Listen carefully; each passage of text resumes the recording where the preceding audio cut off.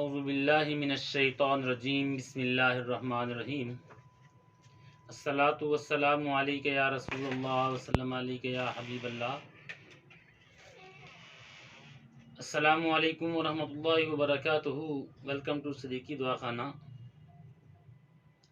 आज एक दोस्त ने बड़ा ही अच्छा सवाल किया है कि जो हम शेव करवाते हैं उसके बारे में क्या ख्याल है, हजाम से करवाते हैं या ख़ुद करते हैं। उस हवाले से तफसील से बात करूँगा कि उसमें क्या एहतियातें करनी चाहिए, अगर एहतियात नहीं करेंगे तो कौन कौन सी बीमारियां लग सकती हैं। चाहे वह बंदा अपनी घर की ही सेफ्टी क्यों ना यूज़ करता हो, उससे भी बीमारियां लगने का ख़तरा है अगर एहतियाती तदाबीर ना की जाए तो। जिल्द हैवानी इस्लाम का एक ऐसा हमागीर हिस्सा है कि जिस तरफ भी जाइए ये ज़रूर मौजूदगी होगी। ये सर से लेकर पैर तक हर जगह मौजूद है और जिस्म पर जो भी आफताब आएगी सबसे पहले इससे मुत्तसिल होगी। इसलिए ज़ख्मों और चोटों के बाद इसकी अहम तरीन तकलीफ सोज़श है। दिलचस्प बात यह है कि एक आम तंदुरुस्त आदमी की जिल्द के ऊपर मुतअद्दिद इक़साम के जरासीम हर वक्त पाए जाते हैं, लेकिन वो ना तो अंदर घुस सकते हैं और ना ही कोई बीमारी पैदा करते हैं। लेकिन जिल्द के ऊपर ज़रा सी खराश भी आ जाए तो इनके अंदर घुसकर सोजिश पैदा करने का मौका मिल जाता है। लेकिन इनका हर दाखिला बीमारी का बायस नहीं होता,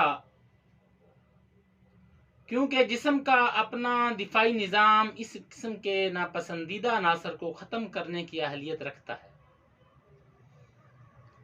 मिसाल के तौर पर किसी के पाँव में कील या कांच का टुकड़ा लग जाता है या हाथ में सब्जी काटते वक्त कट लग जाता है, तो ये तमाम चीज़ें बज़ाते खुद जरासीम आलूदा होती हैं और जब वो जिस्म में दाखिल होती हैं तो वो साथ जरासीम को भी दाखिल करती हैं, जबकि उनके साथ खाल पर पलने वाले जरासीम भी दाखिल हो जाते हैं और इस मुदाखलत के जवाब में दफाई निज़ाम की कारकर्दगी आम तौर पर तसल्ली बख्श होती है। लेकिन ज़ख्म अगर बड़ा हो या जरासीम की तादाद बहुत ज़्यादा हो तो फिर जिस्म आम तौर पर उनके रास्ते में रुकावट का बायस नहीं बनता। ये अंदर जाकर सोजिश पैदा कर सकती हैं, क्योंकि ये सब पीप पैदा करने वाले जरासीम हैं। इसलिए अंदर जाकर इनके नतीजा में फोड़े, फिंसियाँ, महासे, कील वगैरह बनने के चांसेस काफ़ी ज़्यादा होते हैं। शबे चराग, सुरख बुखार वगैरह में से भी कुछ हो सकता है, या बीमारी का फैलाव और शिद्दत मरीज की कमज़ोरी की मुनासबत से तय होती है। मसलन ज़ियादतीस के मरीज की मामूली सी फिंसी यानी शबे चराग बन जाती है।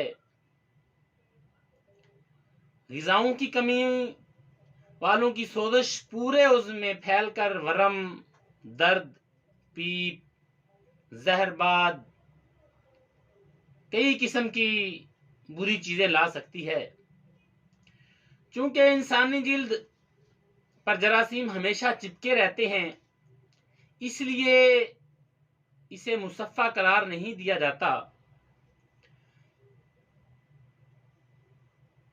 इस्लाम ने हर मौका पर जिल्द को बार बार धोने की इसलिए ताकीद की है कि उस पर से जरासीम की तादाद कम होती रहे,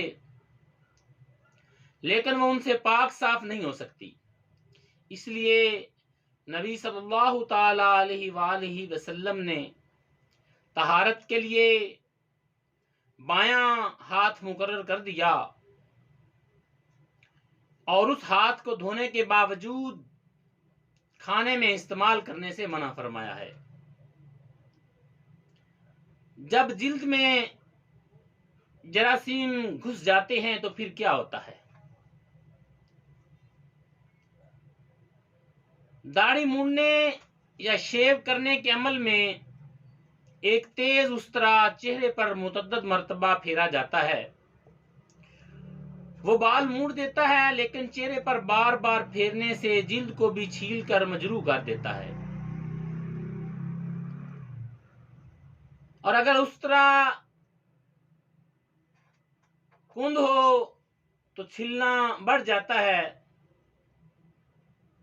इनके तेज धार ना हो, उसको तेज ना किया गया हो तो वो जिल्द के साथ रगड़ के साथ ज्यादा उसको छील देता है।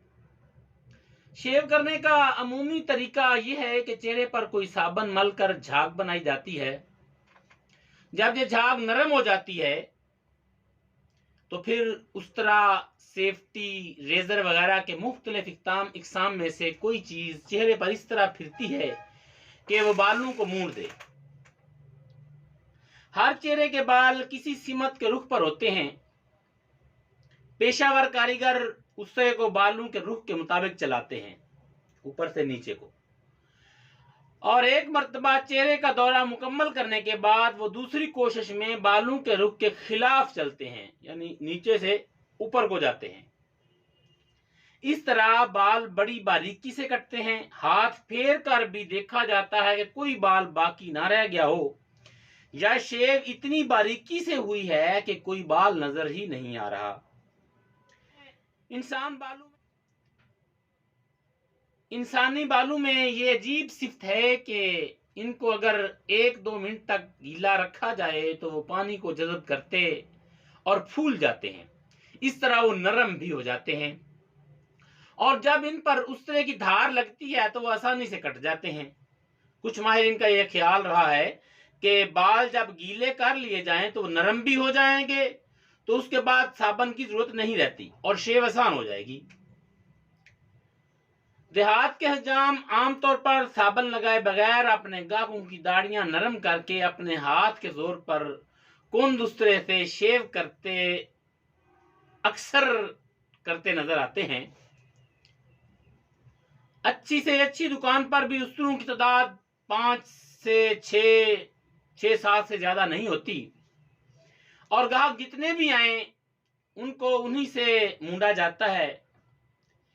ऐसे में उस तरह की धार का बारीक और तेज रहना नामुमकिन है। कुछ लोग तो उम्दा किस्म के ब्लेड बल्कि तकरीबन नए इस्तेमाल करते हैं। यहाँ पर कुछ ऐसे कंजूस भी हैं जो एक ही ब्लेड को बार बार रगड़ कर तेज करते और कई महीने उससे काम लेते हैं। दूसरी जंग अजीम के दौरान फौलाद बचाने के सिलसिला में लोगों को हुकूमत की जानिब से मतले किया जाता था कि ब्लेड को शीशे पर घिस कर तेज किया जा सकता है, जबकि जूतों के तलवों, पत्थर की सिल्लों, चमड़े के टुकड़ों को भी लोग इस सिलसिले में इस्तेमाल करते आए हैं। जिस ब्लेड ने इंसानी जिल्द फिरना है उसे जूतों जैसी गलीज चीज पर फेरना चेहरे पर जख्म पैदा करना और फिर जख्मों को खराब करने की बदतरीन कोशिश है। यहाँ एक दिलचस्प बात भी आपको बताता चलूं, दिलचस्प भी है।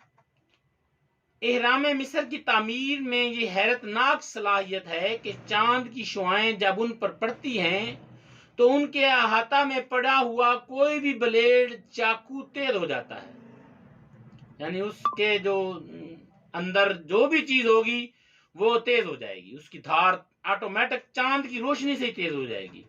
बहरहाल कुंद उस्तरा चेहरे पर फेरने में ज्यादा ताकत इस्तेमाल करनी पड़ती है, जिसमें जिल्द मजरू होती है। मुमकिन है ये जख्म आंख से नजर ना आए, लेकिन इनका जलन का एहसास होता रहता है। जब जिल्द पर कोई खराश आ जाए तो जरासीम को दाखिला का जरिया मिल जाता है, और इस तरह दाढ़ी मूड़ने के सिलसिला में एक मामूली लग्जश फिंसियों और सोजश के एक लंबे सिलसिला का बायस बन जाती है। पानी बालों को नरम कर देता है और साबन चेहरे पर इसलिए घिसा जाता है कि उस तरह आसानी से चल सके, वो जल्द को ज्यादा न खुरचे और वो आसानी से इस पर चलता रहे। लेकिन खुर्दबीनी खराशें फिर भी आती हैं।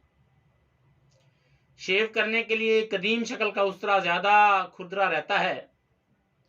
आजकल के 2 धारों वाले ब्लेड ये काम ज्यादा खुशसलूबी से करते हैं, मगर उस वक्त तक जब तक वो नए हों, उनकी धार तेज हो।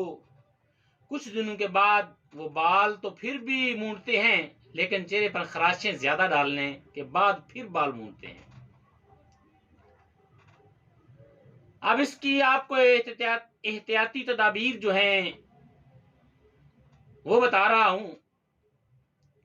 शेव करने से पहले चेहरे को अच्छी तरह साबुन से धोया जाए। गीले चेहरे पर शेविंग क्रीम लगाई जाए।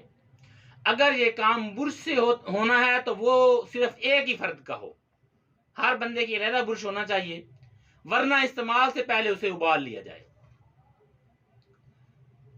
सेफ्टी रेजर का इस्तेमाल बेहतर है और उसे बड़े आसानी से उबालना तो मुमकिन ना होगा, लेकिन हर इस्तेमाल से पहले इसे साबुन से अच्छी तरह धो लिया जाए और उसके बाद खुश्क ना किया जाए। यानी कि एक बंदे के लिए एक ही सेफ्टी रेजर एक ही लिए इस्तेमाल हो, तो जब दोबारा इस्तेमाल करे उसे धो के अच्छी तरह गीले गीले को इस्तेमाल कर ले। साबुन मलते मलते जब 2 मिनट गुजर जाएं और झाग मुलायम और नरम हो जाए तो चेहरे पर रेजर से उसे साफ कर दिया जाए, यानी कि रेजर फेर लिया जाए। उस तरह फेरते वक्त उसका रुख बालों के रुख से मुतवाजी हो, यानी कि ऊपर से नीचे को फेरें। उल्टा उस तरह फेरने से जिल्द के मजरू होने का अंदेशा बढ़ जाता है। यानी कि जब ऐसे वो आप वापस को फेरेंगे तो लामहला बात है कि जिल्द घिसेगी, उस पे ना नजर आने वाले जख्म होंगे, जिससे जरासीम अंदर जाने का बेहद खतरा ज्यादा बढ़ जाता है।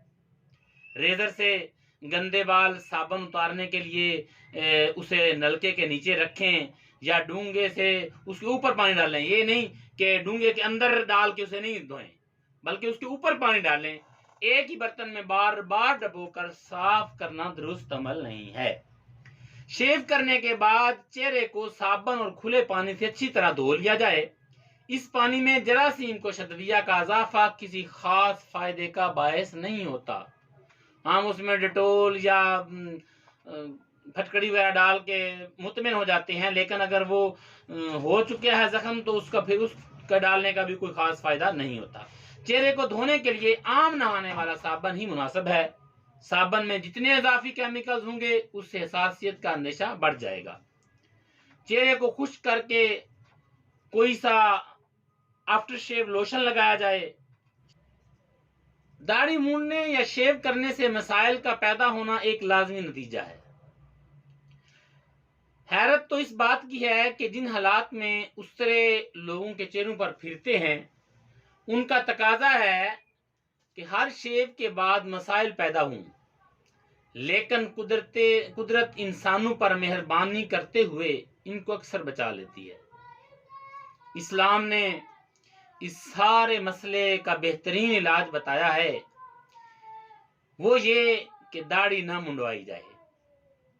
इस हुक्म के मुतअद्दिद असबाब होंगे, लेकिन हमें सिर्फ एक तिब्बी सबब मालूम है कि ऐसा करना इंसानी सेहत के लिए मुसलसल खतरनाक है।